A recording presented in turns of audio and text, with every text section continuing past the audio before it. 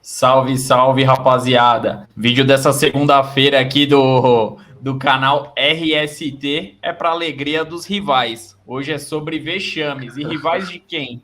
Rivais do Corinthians, porque hoje o tema do programa é os 5 maiores vexames da história do Corinthians. Pelo menos para mim e para o Gustavo, né, Gustavo? Boa noite. Boa noite, com certeza, né? Hoje é o dia de falar do rival de todos, né? Porque eu acredito que ninguém gosta do Corinthians. Não deve ter uma torcida que gosta do Corinthians. E a gente vai falar aí sobre os vexames do Corinthians. Como você disse, são os que a gente acabou separando. Porque com certeza tem aquele corintiano, até aquele mais antigo, que deve ter um lá de trás que ele guarda no coração dele até hoje. É, exatamente.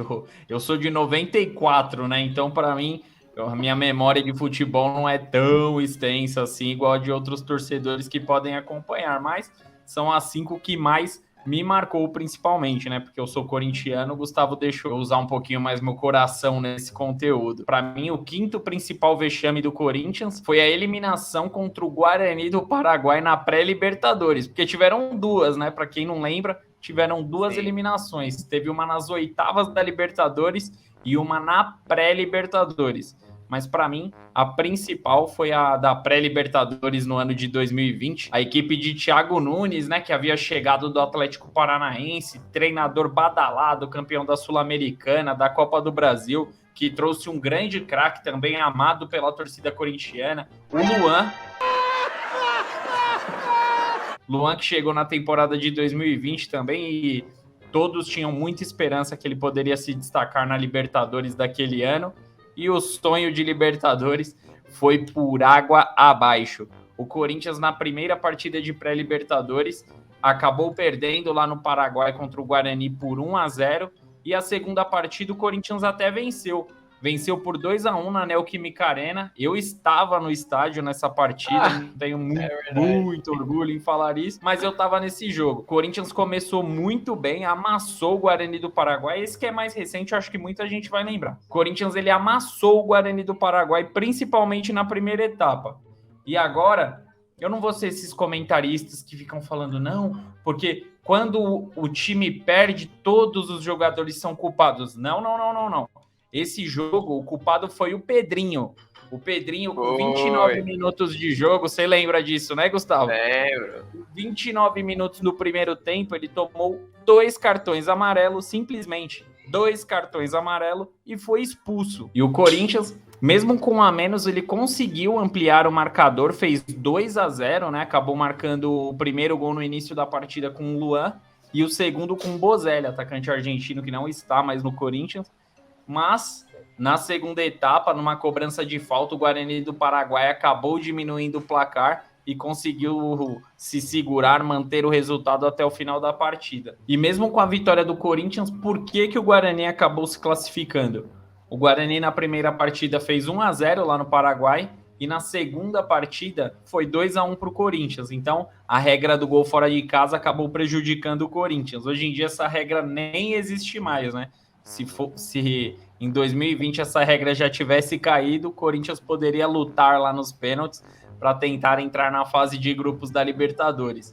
Mas e seria muito interessante, Gustavo, porque se o Corinthians entra na fase de grupos da Libertadores, teria Corinthians e Palmeiras no mesmo grupo da Libertadores. O grande vilão, o Guarani do Paraguai, acabou nos atrapalhando mais uma vez. O Guarani que é carrasco do Corinthians, né? Igual você falou, eu acho que merece menção honrosa aquela oportunidade de 2015. Eu lembro porque o São Paulo estava no grupo do Corinthians e na última rodada da fase de grupo, o São Paulo precisava venceu o Corinthians. Mas aí teve aquela brincadeirinha. O Corinthians deixou o São Paulo ganhar porque vai pegar um adversário mais fraco, que é o Guarani do Paraguai. E aí veio o adversário mais fraco e desceu a napa no Corinthians, mas beleza. E o Pedrinho aí nessa oportunidade, o segundo cartão amarelo, eu lembro muito bem que ele deu uma bicicleta muito longe do gol, assim, e acabou acertando o jogador do Guarani.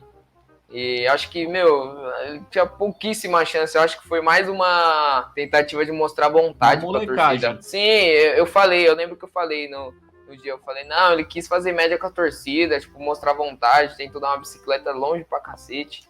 Acabou acertando o jogador, tomou o segundo cartão amarelo e foi expulso e prejudicou muito o Corinthians. Essa expulsão aí do Pedrinho. É isso, foi culpa do Pedrinho, né? Como você falou. Com certeza. Pouca gente acha o culpado nessa derrota ou fala do culpado nessa derrota. Para mim, foi o Pedrinho. Se o Corinthians não disputou, não foi mais longe na Libertadores de 2020, foi por conta do Pedrinho. Mas vamos para o quarto pior vexame do Corinthians. Vamos lá. Lá em 2012, né? Antes do Corinthians conquistar a sua inédita Libertadores, ele disputou o Campeonato Paulista em 2012. Disputou o Campeonato Paulista. Todo ano o Corinthians disputa o Campeonato Paulista. Mas ele acabou caindo na fase de grupos do Campeonato Paulista. E aí o jogo que decretou a sua eliminação foi contra a Ponte Preta. Lembrando, o Corinthians, né, que era o atual campeão brasileiro, né, o Corinthians foi campeão brasileiro de 2011, era o favorito para ganhar o Campeonato Paulista de 2012. Na partida, a Ponte Preta abriu 2-0 no primeiro tempo, com direito a 2 frangos do Júlio César. Eu já vou falar o que aconteceu com o Júlio César aí por causa desse jogo. No segundo tempo, o Corinthians diminuiu o placar com o William e manteve uma ponta de esperança aí na partida, mas aos 44 minutos o Júlio César foi cobrar um tiro de meta e jogou... Foi um lance engraçado, ele cobrou o tiro de meta nas costas do Leandro Castan. A bola sobrou pro time da Ponte Preta, que decretou o fim do jogo, né? Mas ainda deu tempo do Corinthians diminuir, né? O Alex, no final do jogo, fez um golaço lá, mas já era tarde demais pro Corinthians conseguir reverter o placar. E o Corinthians foi eliminado do Campeonato Paulista. Dentro do Pacaembu, lotado, e perdeu a oportunidade de conquistar mais um Paulistão. Bom, lembra que eu falei que aconteceu com o Júlio César? Pois é, o goleiro, né, depois dessa atuação horrorosa, né, vamos ser sinceros, ele já vinha tido atuações abaixo pelo Corinthians, né, a torcida já estava pegando no pé, mas esse jogo foi a gota d'água, né, foram 3 gols da Ponte Preta com 3 falhas, e a última é a que fica, né, obviamente, o cara cobrar um tiro de meta nas costas do seu companheiro não ia ajudar muito ele. E depois disso o Júlio César não foi mais titular pelo Corinthians, e aí o Cássio entrou no lugar dele, e daí pra frente é a história, né? Todo mundo sabe o que aconteceu, então o pivô aí, talvez se o Júlio César se mantivesse em boa fase pelo Corinthians, ninguém saberia quem é Cássio, não é verdade, Caio? Exato, e para quem não lembra, igual você falou de falhas recorrentes, eram falhas recorrentes em momentos decisivos. Numa final do Paulistão no ano anterior, em 2011, o Corinthians encarou o Santos do Neymar, e o Neymar, né? O Neymar precisava de ajuda, né, para fazer gol. Mas o Júlio César deu uma força para ele, acabou falhando ali, entregando o gol para o Neymar só na final do Paulistão. E acabou, né, ajudando ainda mais o Santos a conquistar esse título. Não ia mudar muita coisa, porque o Santos estava muito melhor que o Corinthians naquela temporada e acabou conquistando o título. Mas ele falhou numa decisão, então já estava marcado dessa final de Paulista em 2012, nas quartas de final, né, muito precoce. O jogo foi domingo, na quarta teve Libertadores, se eu não me engano foi contra o Emelec a partida, e o Cássio já era titular. 3 dias depois o Tite já resolveu, colocou o Cássio como titular e daí para frente, né, virou um dos maiores ídolos da história do Corinthians, mas o Júlio César também, ele merece todo o respeito da torcida corintiana, ele falhou muito, mas ele também nos ajudou bastante. São Paulo também. O Júlio César tomou o 100º gol do Rogério Ceni. É um goleiro azarado. Eu vou até comparar ele com o Volpi, né? Porque ele é um bom goleiro, faz boas defesas, só que parece que tudo de ruim acontecia com ele, né? Então, graças a Deus pro Corinthians naquele ano tinha o Cássio no banco. Aí o Cássio acabou entrando no time do Corinthians e resolveu a vida do Corinthians. Bons vexames, hein? Fiquei feliz, muito feliz em todos.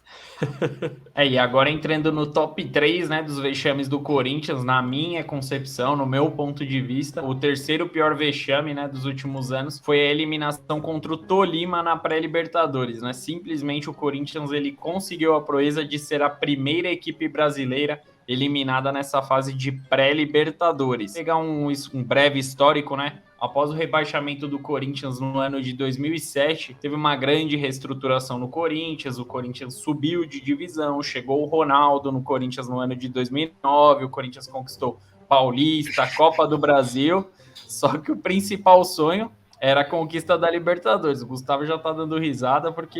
Que tempo bom, hein? Que tempo maravilhoso. Ele era feliz, ele sabia e agora ele vive numa desgraça. Mas logo, logo vai chegar o momento dos vexames do time dele, né? Calma aí. Em 2010, o Corinthians foi para a Libertadores, né? Graças à conquista do título da Copa do Brasil no ano anterior. E o Corinthians foi eliminado em 2010 contra o Flamengo, né? Fazendo esse breve histórico até chegar em 2011. No ano de 2011... o Corinthians garantiu vaga apenas para pré-Libertadores. E o adversário foi o Tolima.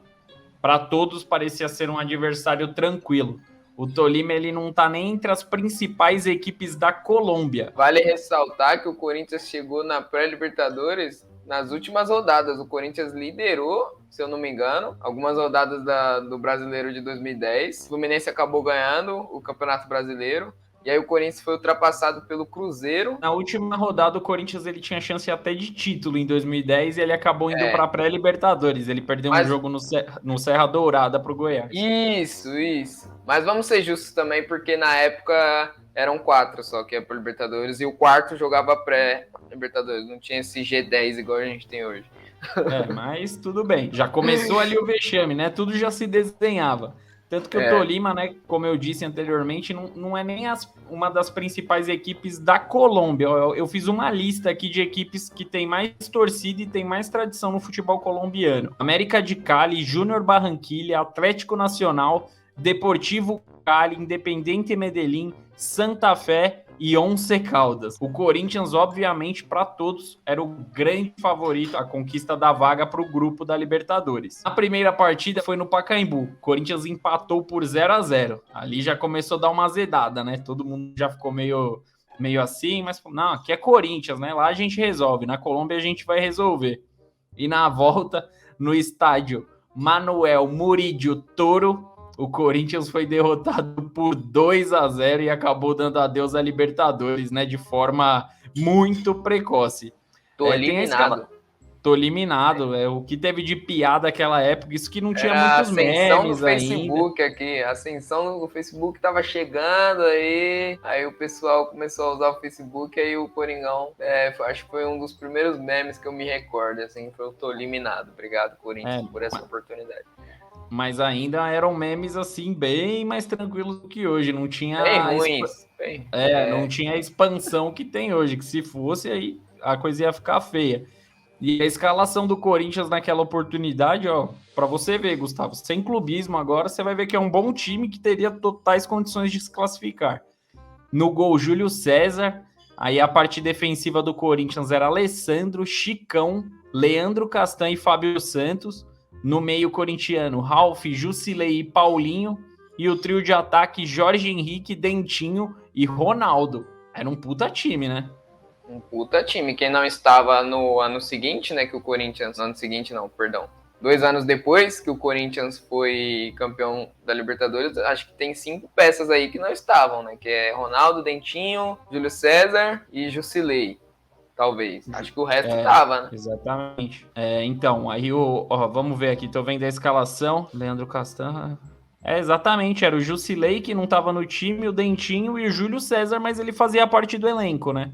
Que saiu mesmo da equipe, era só o Jusilei e o Dentinho que foram embora, foram pro futebol europeu. E o Ronaldo, exatamente. E o Tite, pra você ver, ficou a base, né? E o Corinthians deu, de lá pra frente, deu super certo essa equipe.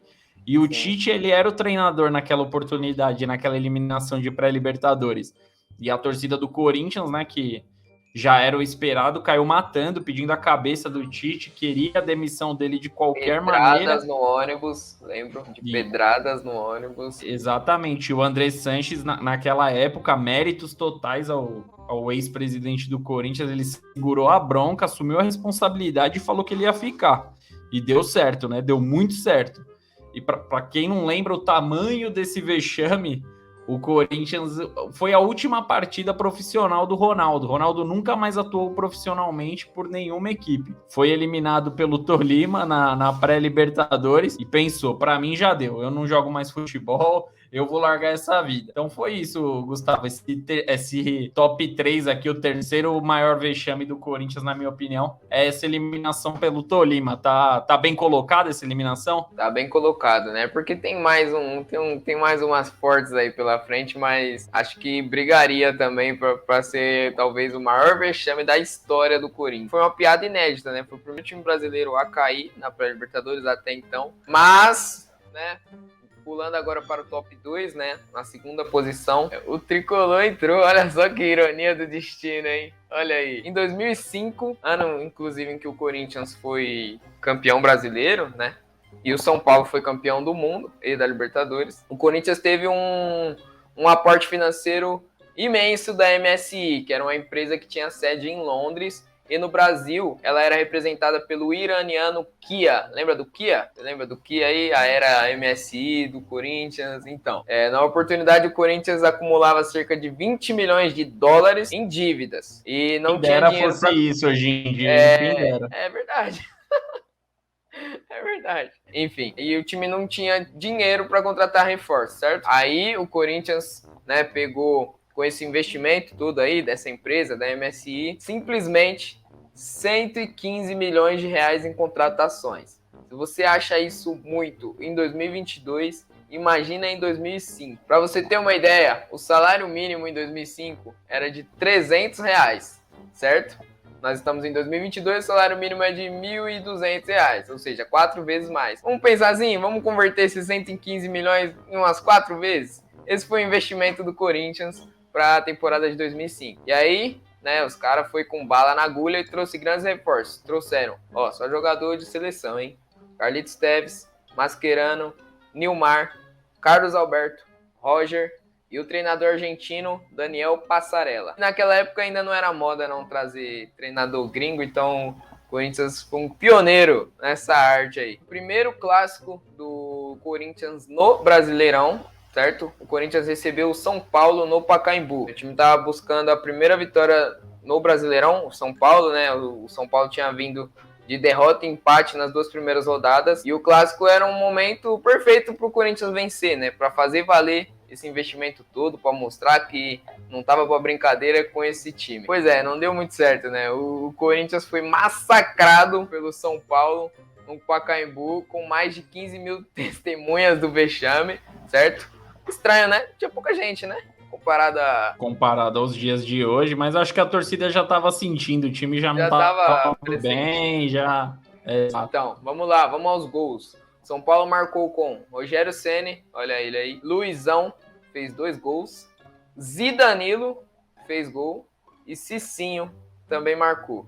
E aí o Corinthians descontou no finalzinho do jogo, né? O juizão arrumou um pênalti e aí o Carlos Alberto converteu, certo? Então o final do jogo foi 5-1.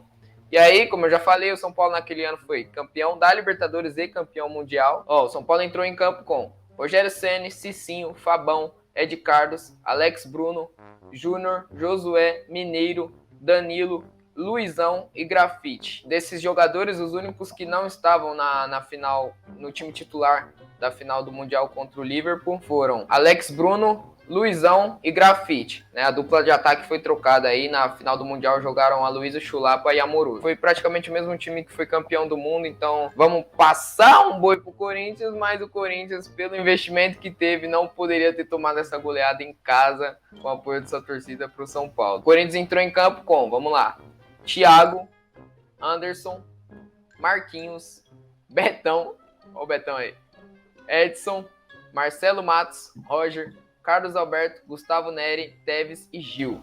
O que você tem a dizer aí, cara, desse time?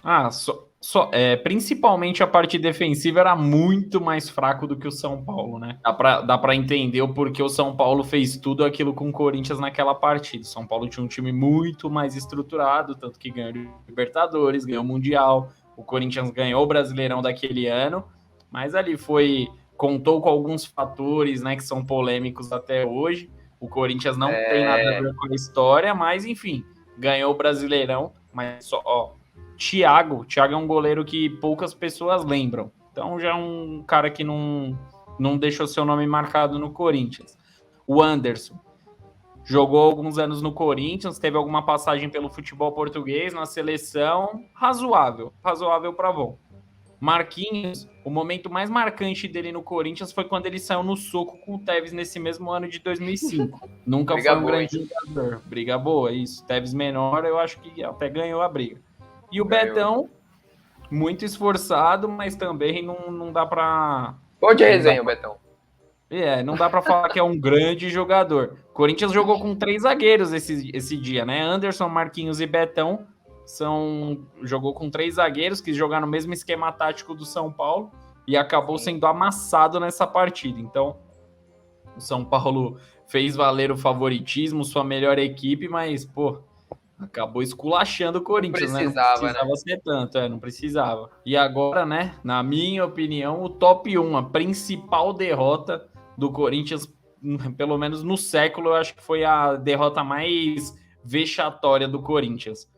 Não foi um jogo que valia título, não valia classificação, mas perder de 6-1 para o Juventude, acho que poucas equipes no futebol brasileiro conseguem esse feito, né? Principalmente uma equipe do tamanho do Corinthians. Foi numa tarde de domingo, dia 28 de setembro de 2003. Corinthians, repito, né, foi humilhado e perdeu por 6-1 do Juventude. Isso mesmo, parece piada, para quem não lembra, você que é mais novo, mas é verdade. Corinthians já perdeu de 6-1 para o Juventude. Por que essa derrota é tão vexatória? Foi a única partida no século que o Corinthians tomou 6 gols. Então é um número assim muito forte, né? Porque tomar 6 gols, perder por 6-1 do Juventude é algo que não cabe hoje, pelo menos na cabeça do torcedor corintiano. E o Corinthians, naquela oportunidade, a gente tá falando de escalações, você vai entender um pouquinho por que o Corinthians perdeu de 6-1 pro Juventude naquele jogo. Vamos lá. O goleiro era o Rubinho, o lateral direito, Coelho, a dupla de zaga, Anderson e Marquinhos, aquela mesmo de 2005 que foi amassada pelo São Paulo, ela estava em 2003, ninguém percebeu que estava dando errado essa dupla de zaga. Demorou 2 tempo, hein? Tem uma também, deixa pro próximo vídeo, mas tem uma também no time do São Paulo que tava em 2 vexames aí, que vou te falar, hein? Depois eu já te imagina. Já imagina, né? Vamos lá. Lateral esquerdo, Moreno, que eu, como um péssimo profissional, eu não faço a menor ideia de quem seja esse jogador, mas enfim, já jogou um Moreno na lateral esquerda do Corinthians. A meiuca do Corinthians... um Moreno. Enfim, um abraço pro Moreno, se um dia ele ver esse vídeo também, mas você tava no principal vexame do século do Corinthians, viu? Parabéns, você tá marcado na história do Esporte Clube Corinthians Paulista. O meio de campo do Corinthians era o Fabrício, que era um jogador de marcação, jogador nota 6, Fabinho, que é mais conhecido por ter 6 dedos do que como jogador de futebol, Robert, Jameli, Bobô e Gil. O Gil, da Lei de Gil, esse mesmo. E não vale dar o... Naquela época, eram 24 equipes disputando o Campeonato Brasileiro. Foi o primeiro ano de pontos corridos. Eram 24 equipes e caíam apenas 2. Tinha que fazer muita força para cair. Mas o Corinthians ele teve a capacidade, no ano de 2003, de ficar em 15º nesse Campeonato Brasileiro. E o Juventude ficou em 18º. Então, o Juventude, na temporada, foi pior que o Corinthians e ainda conseguiu meter 6-1 no Corinthians. O Juventude ele ficou a apenas 4 pontos da zona de rebaixamento. Caíram 2 equipes, o Juventude ficou bem próximo. Só que uma das vitórias que acabou salvando o Juventude naquela temporada foi esse 6-1 contra o Corinthians, né? Então, os gols naquela oportunidade do Juventude foram marcados pelo Mineiro, Neto, Marcelo, Hugo, que depois jogou no Corinthians em 2005. Jogou no São Paulo também, isso. Eu gosto do Hugo, um abraço pro Hugo. É bom de bola, eu gostava dele também. A torcida não gostava muito, mas ele era bom. Leonardo, Mares e Felipe, foram 6 gols do Juventude. E o Corinthians marcou o seu gol solitário com o Jameli. Então, felizmente, para mim foi a pior derrota por esse motivo. Por ser uma equipe muito fraca, até pelos pontos que a gente vê no campeonato. O Juventude era pior que o Corinthians e o Corinthians numa tarde péssima, acabou tomando 6 gols do Juventude. E aquela foi a última partida do Geninho. Lá em Caxias do Sul, mesmo no vestiário, ele acabou pedindo demissão, até porque ele tem vergonha na cara, né? E ele não ia Quis nem depois de um voltar. amasso desse. Não quis voltar Ele com a veio em atualização. outro voo, né? Exato. Então é isso. Vocês gostaram do top 5 aqui? Vocês acham que ficaram faltando algum? Você acha que algum que eu coloquei aqui não era merecido para estar aqui? Enfim, curta, compartilha, se inscreva aqui no canal, dá uma força aí pra gente, né não, Gustavo? Com certeza. Se inscreve aí, compartilha com a rapaziada aí que também curte esse tipo de conteúdo para ajudar aqui o canal. Então é isso, rapaziada. As sextas e as segundas, né? Temos vídeos aqui. Então, até a próxima sexta-feira. Forte abraço, rapaziada. Falou!